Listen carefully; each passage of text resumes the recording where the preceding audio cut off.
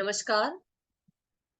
आज हमारी चर्चा जिस विषय पर होगी वो है विवेकानंद के राजनीतिक विचार।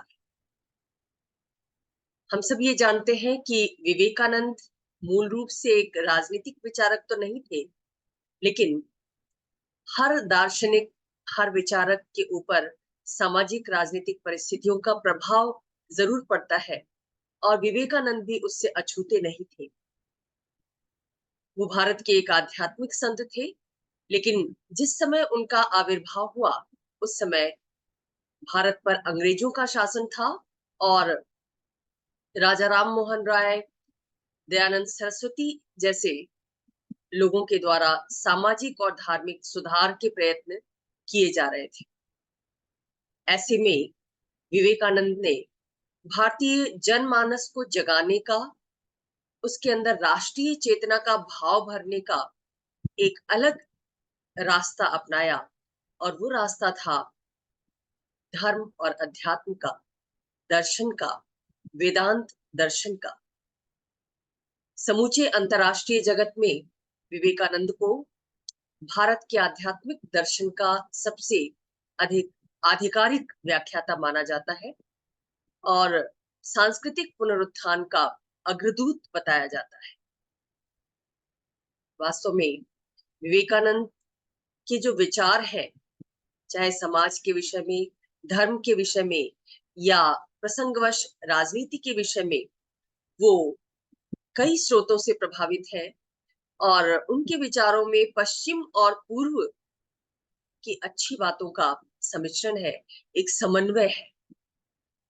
पश्चिम की संगठन क्षमता से वो बहुत ज्यादा प्रभावित थे, उसकी भौतिक समृद्धि भी उन्हें प्रभावित करती थी, लेकिन साथ ही भारत के आध्यात्मिक दर्शन को भी उन्होंने कमतर नहीं पाया और एक ऐसी दुनिया, ऐसे समाज की कल्पना की जिसमें पूर्व का आध्यात्म और पश्चिम की संगठन कुशलता, भौतिक समृद्धि का सम्मिश्रण हो।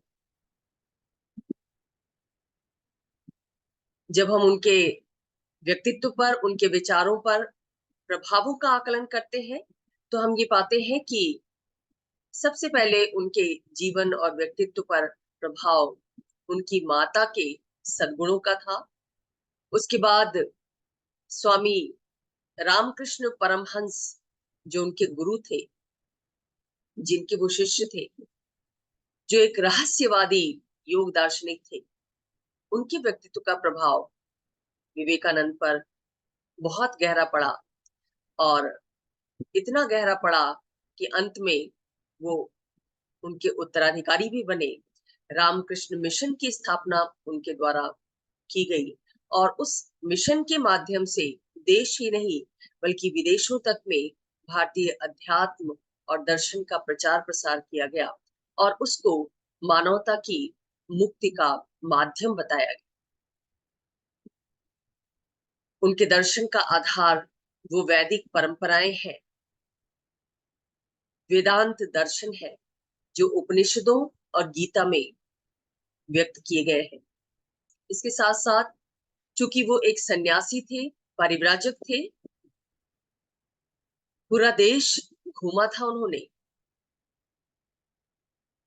हिमालय से लेकर कन्याकुमारी तक, और देश ही नहीं बल्कि विदेश में भी भ्रमण किया था, खासतौर से अमेरिका में, जहां पर शिकागो में उनके द्वारा दिया गया विश्व प्रसिद्ध भाषण उन्हें लोकप्रिय बनाने वाला सबसे महत्वपूर्ण अवसर था, जहां पर उन्होंने एक युवा सन्यासी के रूप में भारतीय दर्शन की, भारतीय वेदांत की ऐसी मीमांसा, ऐसी व्याख्या दुनिया के सामने प्रस्तुत की कि सभी प्रतिभागी जो उस धर्म सम्मेलन में भाग ले रहे थे वो विस्मयकारी ढंग से उन्हें देखते रहे और सही मायनों में भारतीय अध्यात्म का प्रभाव उन पर भी दिखाई पड़ा। उनके अपने व्यक्तिगत जीवन के अनुभव भी उनके सिद्धांतों का आधार बने, जैसा हर दार्शनिक के साथ होता है, विवेकानंद के साथ भी हुआ। उनका दर्शन, उनका विचार केवल सैद्धांतिक नहीं है, बल्कि उनके व्यक्तिगत जीवन के अनुभवों पर आधारित। वो यथार्थवादी है और इसी यथार्थवाद के चलते उनके द्वारा महसूस किया गया कि भारत जैसे राष्ट्र को धर्म के आधार पर ही जगाया जा सकता है और धर्म के आधार पर ही उसको एकीकृत किया जा सकता है। भारत की गरीबी उसके प्रगति के मार्ग में सबसे बड़ी बाधा है। ये अनुभव किया गया विवेकानंद के द्वारा जब वो ये कहते हैं कि एक भूखे गरीब व्यक्ति के लिए धर्म का कोई महत्व नहीं हो सकता। तो दरिद्र नारायण की कल्पना उनके द्वारा की गई कि असली सेवा, असली धर्म इस दरिद्र जनता को, गरीब जनता को गरीबी से उबारना है और फिर उसे अध्यात्म की तरफ, धर्म की तरफ प्रेरित करना है। तो इन विभिन्न प्रभावों के तहत विवेकानंद ने अपने छोटे से जीवन काल में कई रचनाएं लिखी और भारतीय धर्म और दर्शन को दुनिया के सामने प्रभावी ढंग से रखा। उनकी प्रमुख रचनाएं हैं कोलंबो से अल्मोड़ा, जो उनके भाषणों का एक संकलन है, इंडिया एंड हर प्रॉब्लम्स और मॉडर्न इंडिया। ये इनकी दो महत्वपूर्ण अन्य पुस्तकें हैं जिसमें उनके विचार दिखाई देते हैं। जब हम उनके राजनीतिक विचारों की बात करते हैं तो सबसे पहले उनके राष्ट्रवादी विचारों पर हमारी नजर जाती है, क्योंकि उस समय गुलामी का दौर चल रहा था और एक राष्ट्र के रूप में, स्वतंत्र राष्ट्र के रूप में अपने वजूद के लिए हम अपने आप को तैयार कर रहे थे। विवेकानंद भी इस तैयारी में शामिल हुए, लेकिन भारत राष्ट्र के उत्थान के लिए उनकी जो योजना थी वो अलग थी। क्या योजना थी? वो चाहते थे कि भारत राष्ट्र का उत्थान धर्म के आधार पर किया जाए। उनकी मान्यता थी कि हर राष्ट्र के जीवन की एक नब्ज होती है, जीवन का एक आधार होता है और भारतीय राष्ट्र की ये नब्ज उसका धर्म है, उसका अध्यात्म है।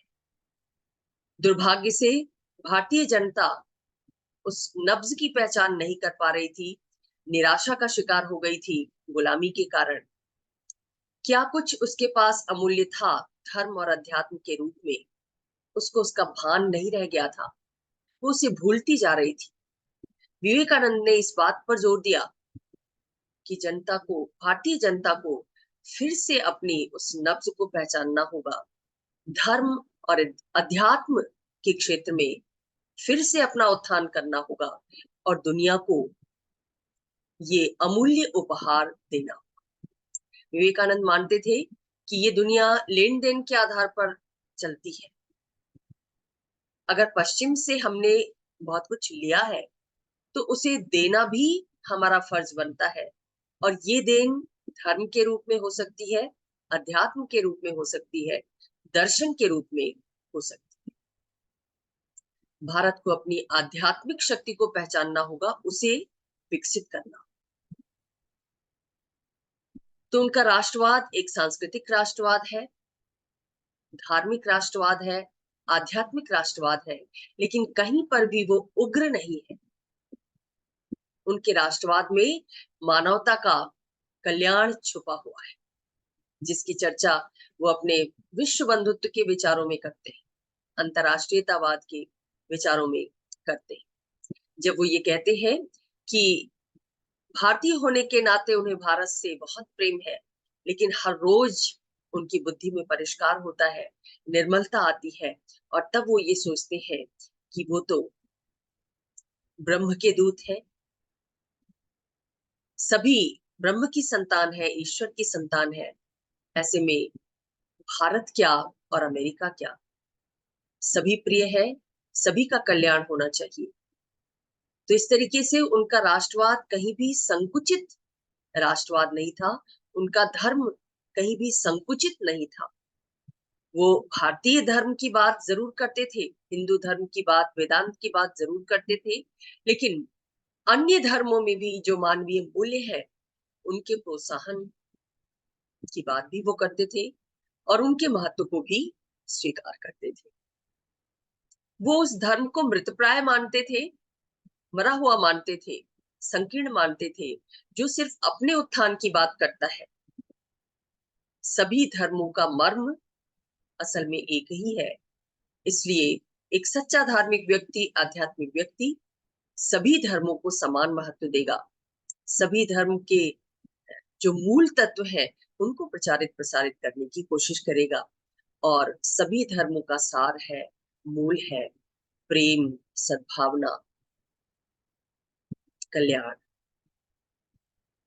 तो इस तरीके से विवेकानंद का जो राष्ट्रवादी विचार है वो कहीं भी संकुचित नहीं है, बल्कि उसका आधार घोर अंतरराष्ट्रीयतावाद में है, विश्व बंधुत्व की धारणा में। और जब वो शिकागो में हिंदू धर्म पर व्याख्यान दे रहे थे, भाषण दे रहे थे, उस वक्त भी उनका मूल्यांकन करते हुए ये कहा गया कि इस पूरे धर्म सम्मेलन में एक ही व्यक्ति ऐसा था जिसने अपने धर्म के साथ साथ दूसरे धर्म की महानता की बात भी। दूसरे, जब हम विवेकानंद के राजनीतिक विचारों की बात करते हैं तो हम ये पाते हैं कि लोकतंत्र के आधुनिक सिद्धांत में, जिसका आधार स्वतंत्रता है, समानता है, उसमें भी विवेकानंद का अटूट विश्वास था। वो मानते थे कि स्वतंत्रता व्यक्ति और राष्ट्र दोनों के जीवन के लिए आधारभूत है, और कोई भी राष्ट्र या कोई भी व्यक्ति समृद्धि और खुशहाली के एक स्तर को तब तक प्राप्त नहीं कर सकता जब तक उसको विचार करने की स्वतंत्रता ना हो और कार्य करने की स्वतंत्रता ना हो। तो स्वतंत्रता जो लोकतंत्र का आधार है उसको बहुत महत्वपूर्ण मानते थे विवेकानंद भी, और इस लिहाज से उनके विचार लोकतंत्र के समर्थक प्रतीत। इसके साथ साथ आधुनिक राजनीति विज्ञान जिस शक्ति की बात करता है कि सारी दुनिया, सभी लोग शक्ति की प्राप्ति, शक्ति के संरक्षण, शक्ति की वृद्धि में लगे हुए हैं, विवेकानंद भी इस शक्ति के महत्व को स्वीकार करते थे। वो ये मानते थे कि दुर्बलता किसी भी राष्ट्र के पतन का प्रमुख कारण है, और दुर्भाग्य से भारतीय भी उस वक्त दुर्बलता के शिकार थे।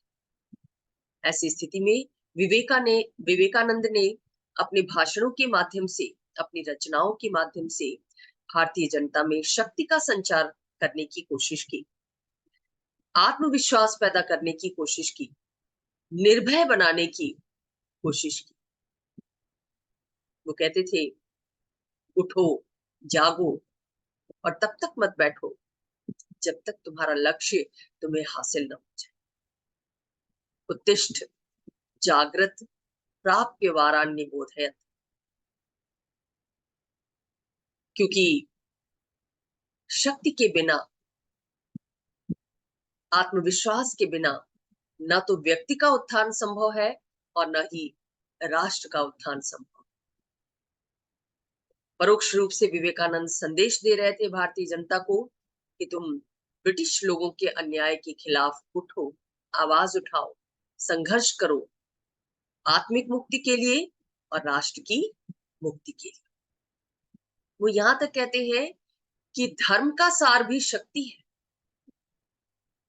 वो धर्म अनुकरणीय नहीं है जो निर्भयता का संदेश न देता हो, शक्ति के उत्थान की बात ना करता।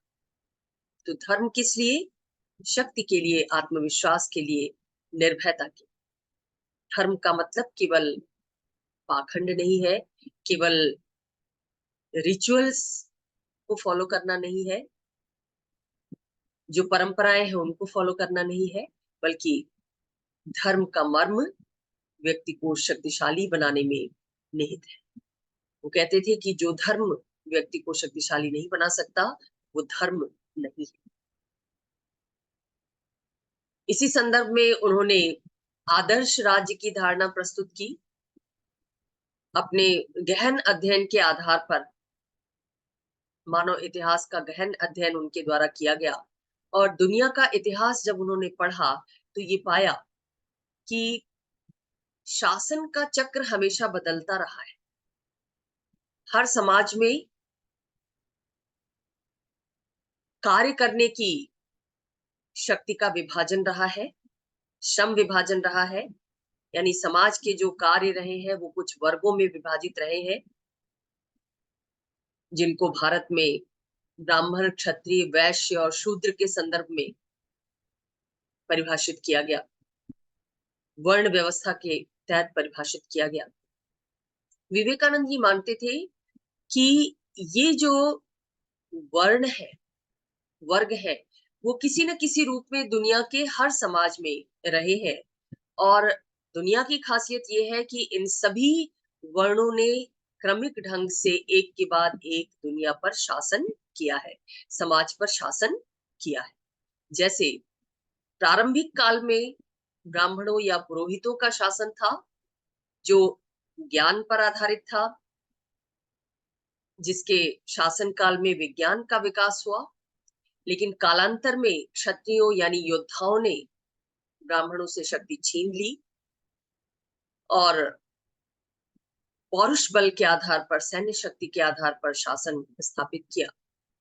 क्षत्रियों के काल में सभ्यता का विकास हुआ, कला और संस्कृति का विकास हुआ, लेकिन ये भी स्थायी नहीं रहा। वैश्यों ने उदित होकर क्षत्रियों से शासन सत्ता ले ली और वैश्यों के शासन काल में समृद्धि बहुत आई, लेकिन कहीं ना कहीं उनका शासन दमन पर आधारित था और इसकी प्रतिक्रिया स्वरूप शूद्रों का शासन स्थापित हुआ।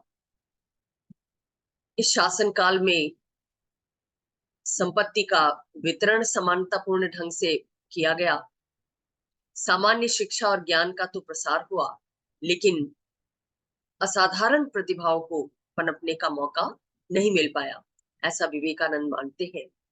और वो ये कहते हैं कि सभी शासन कालों में कुछ न कुछ अच्छाइयां रही है।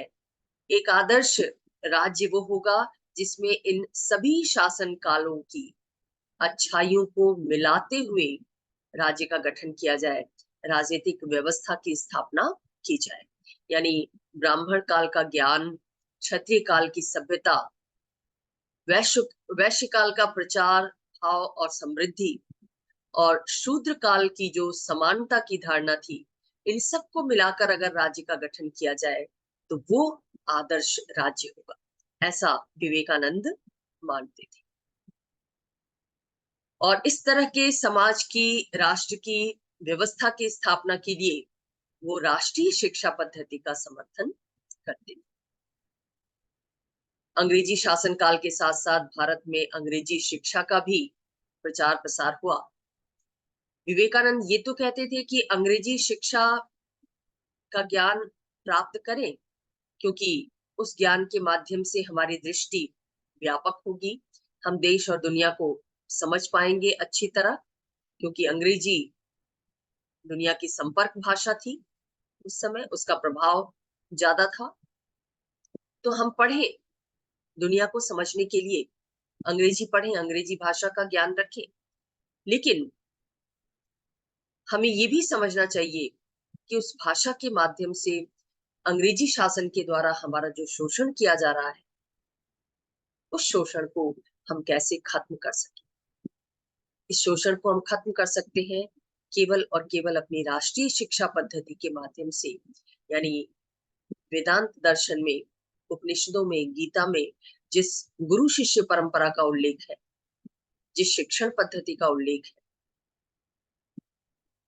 उस पद्धति का अनुसरण भारत के द्वारा किया जाना चाहिए। विवेकानंद के इन विचारों के प्रभाव स्वरूप भी हम देखते हैं कि भारत में जब आजादी का आंदोलन प्रगतिशील हुआ तो उग्रवादी राष्ट्रवादियों के द्वारा, तिलक, लाला लाजपत राय, इन सब के द्वारा स्वदेशी स्वशिक्षा का जो संदेश दिया गया, जो कार्यक्रम अपनाया गया, उस पर बहुत कुछ विवेकानंद की राष्ट्रीय शिक्षा पद्धति का प्रभाव है।